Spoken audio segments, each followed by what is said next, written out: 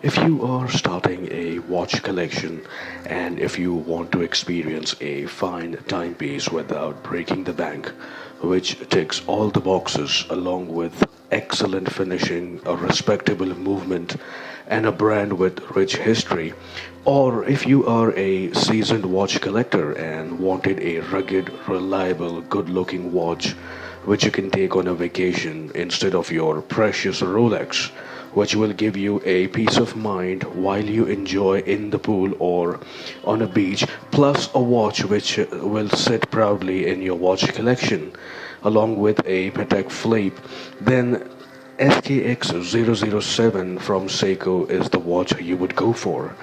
This was a low cost diver, a true diver, ISO certified diver, I might add, which was easily available from around $200 couple of years ago. Now, since it is discontinued, it's getting harder to find a good example at a reasonable price. SKX007 was introduced in 1996 and its lineage can be tracked back to Seiko's first dive watch, 62 MAS, which was introduced in 1965. The case is 42.5 millimeters wide, which may sound big, but it's quite comfortable on the wrist due to its 46 millimeters lug-to-lug distance. It has fine brushing on top and highly polished sides as well. The crown is large and it sits between a set of crown guards which is beautifully integrated in the watch case. The dial is highly legible, it's matte black with large indices. There is a day-date complication as well, which is quite useful for me. The disc is white and it matches the indices and doesn't break the symmetry of the dial. Hands are beautiful, consisting of sword-shaped hour hands and arrow-shaped minute hands, which are generously filled with lumibrite along with the indices, and it glows like a torch and is long lasting as well. Overall, dial looks beautiful and it's protected by a mineral crystal that is hardlex, that Seiko calls it. We have a 120 click bezel which is very well executed. The insert is black aluminum with silver markers and there is a 12 loom pip at 12 o'clock. It is powered by in-house movement 7S26 automatic movement which lacks hacking and hand winding, but it is robust and reliable. I never had any issues with the movement, it's worked perfectly fine. Uh, Seiko decided to discontinue SKX and introduced Seiko 5 series, which has 4R36 movement that hacks and hand wind as well. You can now see the movement through the exhibition case back.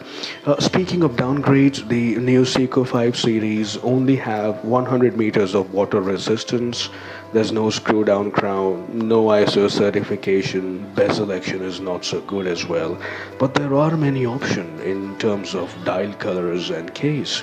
I have this SRPT 81K1 that looks and feels exactly like SKX. There's a new logo. We have applied our markers, drilled lugs. The new Seiko 5 series are available with 35 different variations, and every now and then we see a new iteration. I love the variety of colors and design. The watches that you see on the screen comes from the time when Seiko used to make good quality watches at affordable price point with no QC issues. They worked as a gateway for many of us, including me, into this watch collecting hobby.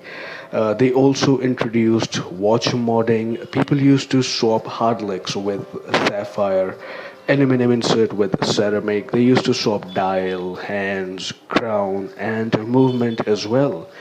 SKX has given so much to the watch community. That era has gone. It's gone forever.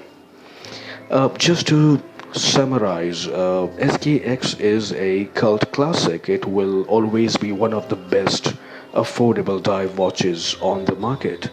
Reliable, great size, stylish, collectible, and a classic dive watch. It is a robust and versatile, and by just changing the strap you can wear it to almost any occasion. On that note, I would like to thank you for stopping by. Please consider subscribing. Please like the video. Let me know what you think in the comments. And I will see you soon in the next video. Take care of yourself. Bye bye.